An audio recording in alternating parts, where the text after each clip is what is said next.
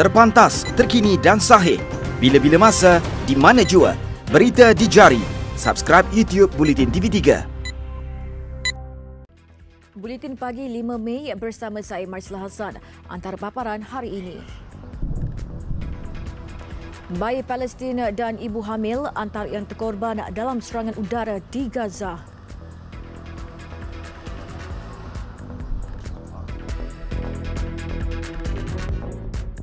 Assalamualaikum dan salam sejahtera.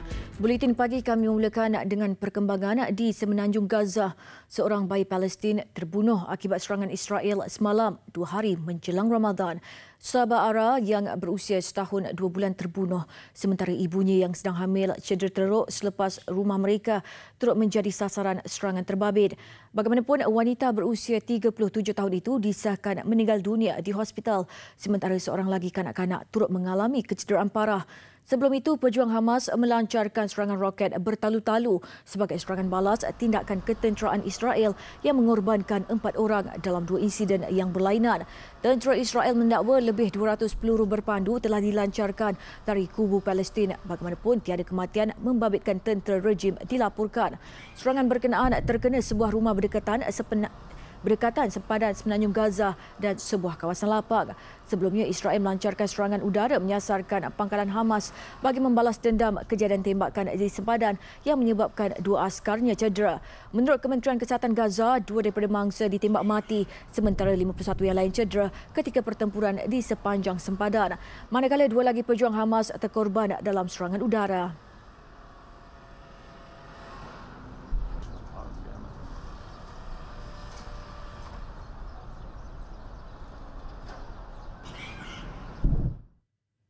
Kementerian Pertahanan mencadangkan supaya anggota veteran Angkatan Tentera Malaysia ATM yang menerima pingat jasa Malaysia PGM diberikan allowance bulanan. Menterinya Muhammad Sabu berkata perkara itu berdasarkan keputusan yang diperoleh daripada mesyuarat Majlis Veteran Kebangsaan MVK pada Februari lalu. Ujar beliau, perkara berkenaan akan dibentang ke Kabinet secepat mungkin dan berharap pembayaran allowance yang dikenali sebagai allowance kenangan dapat dibuat tahun depan. Ia juga sebagai penghargaan kerajaan terhadap pengorbanan anggota tentera yang berjuang menentang komunis. Tambahnya, pemberian allowance itu dapat mengurangkan jurang pencen antara veteran di samping sedikit sebanyak membantu veteran tidak berpencen. PGM diberikan kepada anggota ATM yang berkhidmat menentang komunis dari 1969 hingga 1990 dan anggota pengaman dari luar negara yang berkhidmat di negara ini dari 1957 hingga 1968. Setakat ini, sebanyak 6,781 anggota veteran ATM menerima PGM.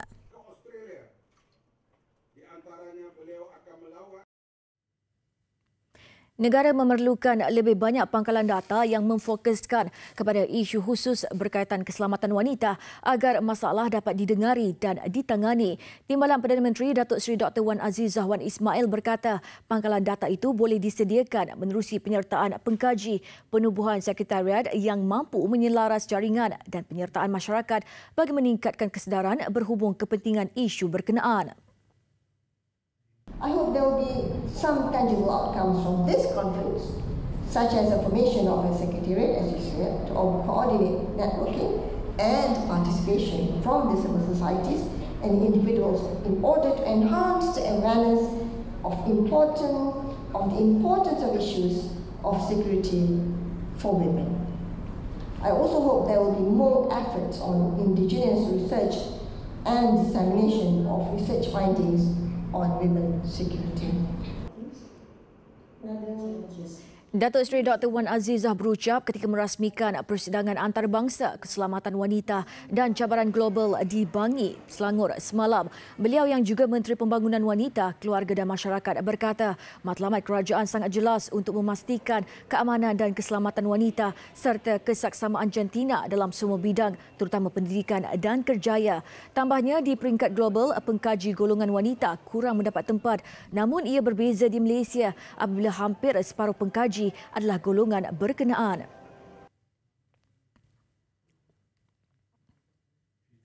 Pada majlis lain, Timbalan Perdana Menteri menyeru rakyat Malaysia mencari titik persamaan bagi mengelakkan diri daripada mengeluarkan kenyataan yang boleh menyentuh sensitiviti. Justru bulan Ramadan harus dijadikan satu medan latihan utuh dalam menghormati di antara kaum dan agama.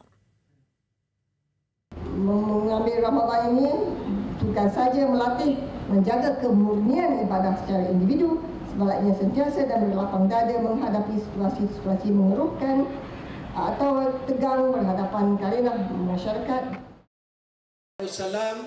Beliau berucap pada majlis penyampaian sumbangan sempena Ramadan kepada masjid dan surau sekitar Parlimen Pandan di Pandan Indah, Selangor. Tambahnya, ajaran Islam bukan hanya menganjurkan umatnya berbuat baik sesama Islam tetapi juga antara bukan Islam. Ramadan dapat melatih diri untuk bersabar dan tidak mudah melatah apabila berdepan dengan provokasi, khususnya di alam cyber yang boleh menyebabkan ketegangan kaum. Pada majlis itu, beberapa pengerusi masjid dan surau di kawasan Parlimen itu menerima sumbangan berbentuk cek untuk kegunaan ahli karya sepanjang Ramadan.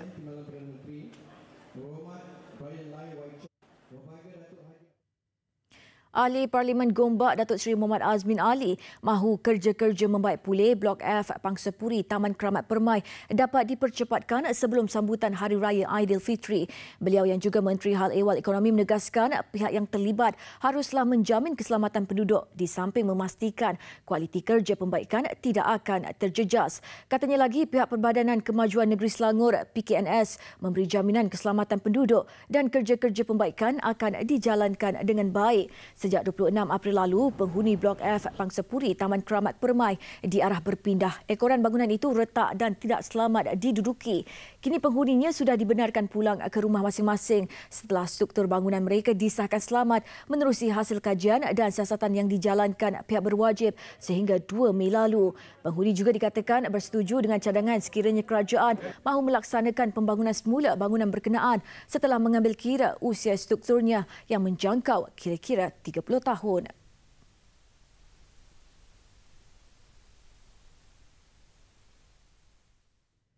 Menteri Kewangan Lim Guan Eng menegaskan Kerajaan Persekutuan tidak mengabaikan Sarawak daripada segi pembangunan infrastruktur. Sarawak katanya menerima dana RM41 bilion untuk melaksanakan lebih daripada 550 projek pembangunan.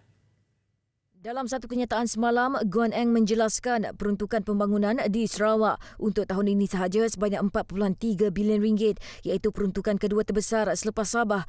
Peruntukan kepada kedua-dua negeri itu tidak mengambil kira projek seperti Lebuh Raya Pen Borneo yang dibiayai melalui pinjaman di peringkat Kerajaan Persekutuan.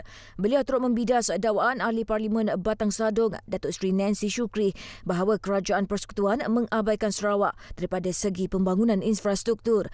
Guan Eng berkata Kerajaan Negeri Sarawak tidak seharusnya mempertikaikan pemberian RM183 juta untuk daerah sandakan bagi tahun ini kerana Sarawak diperuntukkan RM4.3 bilion.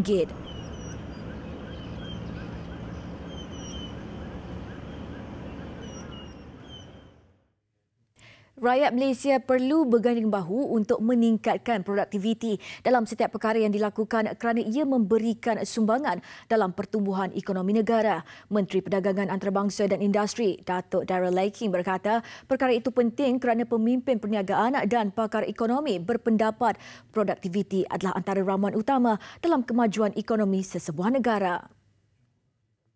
Tambah beliau, masyarakat tidak boleh terlalu mudah merasa selesa dengan kejayaan yang diperoleh. Sebaliknya, terus beriltizam untuk bekerja keras dan bersedia menghadapi cabaran pada masa akan datang. Datuk Darryl berkata program dianjurkan oleh sebuah agensi di bawah kementeriannya iaitu Perbadanan Produktiviti Malaysia MPC bagi menyebarkan agenda produktiviti kepada masyarakat setempat di kawasan penampang. MPC akan mengumpul pelbagai data yang kemudiannya akan dirumuskan untuk mengenal pasti langkah-langkah mempertingkatkan produktiviti masyarakat di kawasan berkenaan. Program seperti itu akan diteruskan di daerah lain kerana pendekatan meningkatkan produktiviti di setiap daerah adalah berbeza.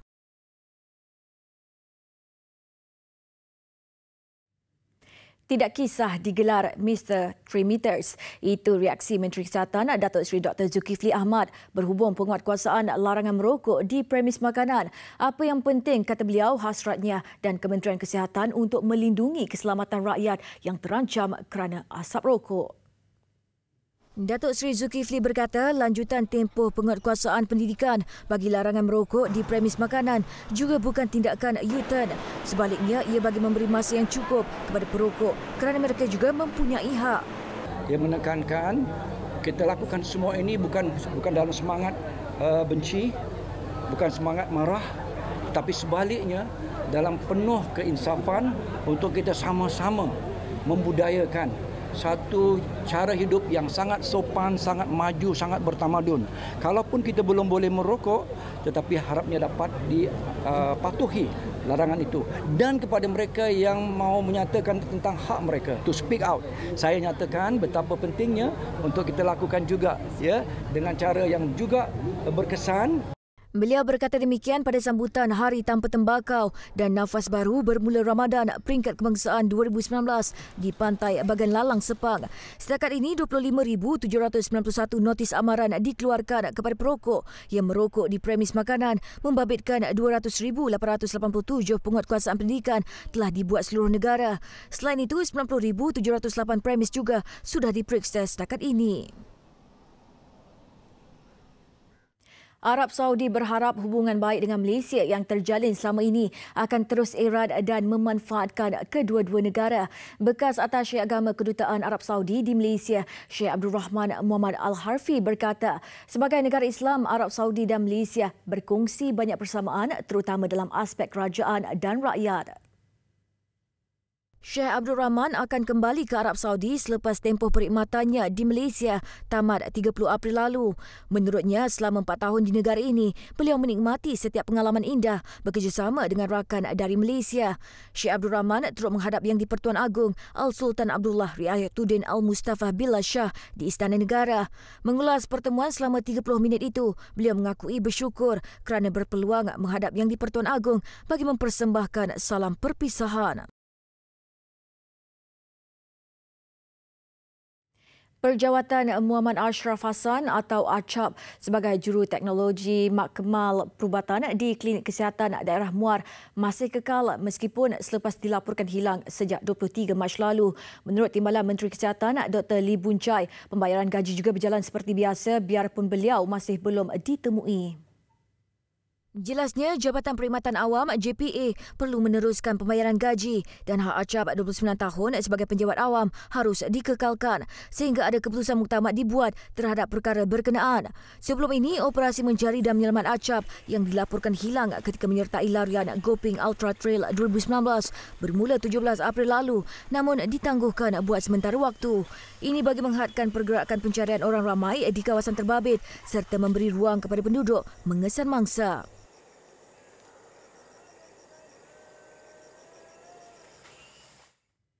Lebih 1,000 menu juadah berbuka puasa dijual di Bazar Ramadan Putrajaya sempena Festival Ramadan Putrajaya 2019. Menteri Wilayah Persekutuan Khalid Abdul Samad berkata, festival itu juga direncanakan dengan pelbagai pengisian berbentuk kerohanian bagi menyambut bulan mulia itu. Ia merupakan satu program yang bertujuan untuk mendatangkan kemudahan bagi mereka-mereka yang nak membeli juadah berbuka puasa, untuk mereka-mereka yang nak membeli belah bagi persiapan Hari Raya, pada masa itu juga bagi mereka-mereka yang ingin menghayati bulan Ramadan melalui program-program yang dianjurkan, termasuklah program-program bersama kumpulan ataupun grup selebriti yang akan turut hadir bersama. Festival kali ke-7 yang bermula 5 hari lebih awal iaitu 1 Mei lalu dimuatkan dengan program keagamaan seperti The Mufti Talk, pameran seni lukis 99 Nama Allah, tazkirah musikal dan tilawah antarabangsa Putrajaya. Beliau berkata demikian dalam sidang media selepas merasmikan Festival Ramadan Putrajaya 2019 di Presiden 3. Pelbagai kempen turut dilaksanakan sepanjang festival atas inisiatif Perbadanan Putrajaya seperti kempen elakkan pembaziran makanan, pengurangan sisa organik melalui pengkomposan serta kempen pengumpulan minyak masak terpakai dari Bazar Ramadan bagi meningkatkan kesedaran pemeliharaan dan pemuliharaan alam sekitar dalam usaha menjadikan Putrajaya sebagai bandar hijau.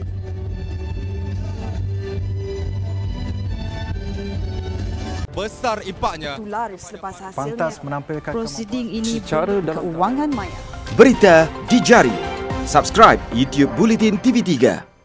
Laporan antarabangsa, pakar patologi forensik Sri Lanka masih depan tugas mencabar mengenal pasti mayat mangsa yang berkecai akibat siri pengeboman pada sambutan Hari Easter bulan lalu. Setakat ini, 115 mayat mangsa yang dikenal pasti telah dikembalikan kepada keluarga mangsa, sementara 50 lagi beg mengandungi anggota badan mangsa belum dikenal pasti identitinya. Cebisan mayat mangsa disimpan di bilik mayat Institut Perubatan Forensik dan Toksikologi di Colombo. Selain mengenal pasti mayat mangsa, pegawai patologi forensik juga ditugaskan untuk mengenal pasti identiti pengebom bunuh diri. And that includes the suicide bombers and that family who blew up another suicide bomber, and then also the missing person. There are about 6 missing people. So we collected antemortem data from those missing people, all locals, not foreigners. Collected the antemortem data, and we created DNA profile, DNA database from these from missing people relatives. Now we are taking samples from all these body parts and try to identify those body parts as well. Penyiasat juga ditugaskan mengenal pasti jenis bahan letupan yang digunakan oleh pengebom untuk melancarkan serangan.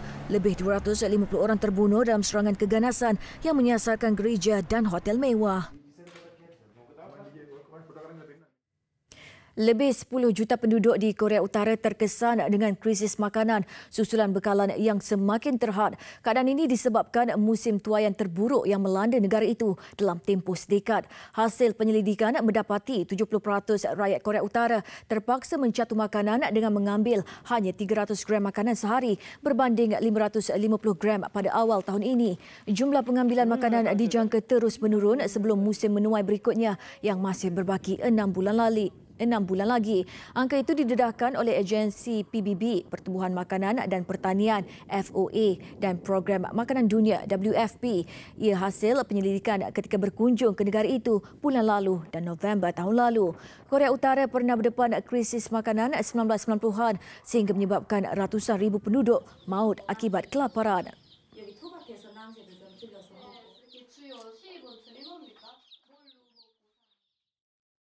Penularan wabak Ebola di Republik Demokratik Kongo kini pada tahap membimbangkan apabila statistik terbaru mencatatkan lebih 1,000 kematian. Ianya merupakan insiden kedua terburuk selepas epidemik tersebut mengorbankan lebih 11,300 orang di Barat Afrika pada 2014 sehingga 2016. Negara Afrika Tengah itu mengisytiharkan buat kali ke-10 wabak Ebola dalam tempoh 40 tahun yang berpusat di Bandar Beni wilayah Kivu Utara. Sehingga kini lebih 110,000 orang telah diberikan suntikan vaksin termasuk petugas kesihatan dari Rwanda dan Uganda. Pelbagai langkah diambil bagi mengawal penularan namun risiko ianya merebak adalah sangat tinggi. Besar impaknya. Selepas hasilnya, pantas menampilkan prosiding ini secara keuangan maya. Berita di jari. Subscribe YouTube Bulletin TV3. Bola sepak Liga Super. 4 lagi perlawanan pusingan ke-12 berlangsung malam tadi menyaksikan adanya keputusan di luar jangkaan. Pendahulu Liga Johor Darul Takzim menewaskan Felda United 2-0 di tempat lawan. Pahang pula tewas buat kali pertama musim ini selepas kecundang 0-2 kepada PJ City FC. Dua lagi aksi berkesudahan dengan keputusan seri. Selangor diikat Melaka 1-1. Begitu juga PKNP FC yang menentang Terengganu FC. Felda United FC melayan kunjungan pendahulu Liga Johor Darul Takzim di Stadium Tun Abdul Razak di Jengke Pahang. Berjaya memberikan tendangan kepada pelawat sebagai sebab mula, Felda United kemudian dihukum dengan sepakan penalti pada minit ke-37. Peluang itu disempurnakan oleh Diogo Luis Santo untuk meletakkan JDT di hadapan. Felda United berusaha mencari jaringan penyamaan selepas itu tetapi gagal menembusi benteng pelawat. Sebaliknya, tambah tertekan apabila dibolosi buat kali kedua juga menerusi penyudah Diogo minit ke-62. Keputusan 2-0 membolehkan JDT merakam kemenangan ke-9 musim ini dan mengukuhkan tempat di tangga teratas mengumpul 30 mata. Sementara Felda United gagal memperbaiki kedudukan ke-11 Liga.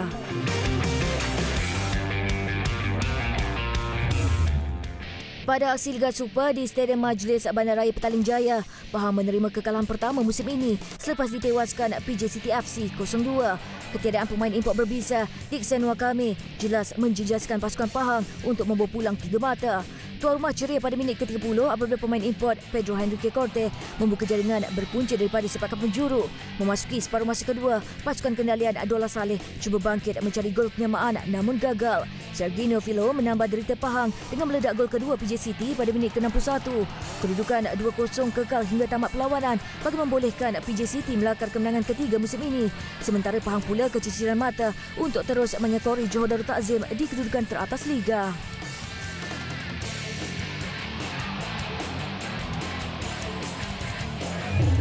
Satu program jualan amal barangan atlet negara berlangsung yang dianjurkan Perbadanan Harta Intelek Malaysia (MyIPO) sempena sambutan Hari Harta Intelek Negara. Ianya mendapat sokongan Kementerian Belia dan Sukan serta kerjasama Majlis Sukan Negara (MSN), Yayasan Kebajikan Atlet Kebangsaan (YAKIB) serta Persatuan-Persatuan Sukan Kebangsaan seperti Persatuan Bola Sepak Malaysia (FAM). Program mengumpulkan barangan atlet dan bekas atlet untuk dijual bagi mengisi tabung YAKIB for ex-atlet. Lebih 110 barangan serta kelengkapan sukan terkumpul terdiri daripada jersey, baju, bola, raket, beg dan kasut untuk dijual dan dibida. Acara dimeriahkan lagi dengan perlawanan futsal pertunjukan 4 penjuru menampilkan skuad Menteri Perdagangan Dalam Negeri dan Hal Ehwal Pengguna Datuk Seri Saifuddin Nasution Ismail bersama pasukan bekas pemain bola sepak kebangsaan, artis dan MyIPO. Sekian Buletin Pagi. Terus ikuti Buletin TV3 di platform digital dan media sosial kami. Saya Marsla Hassan, selamat hormat dan Assalamualaikum.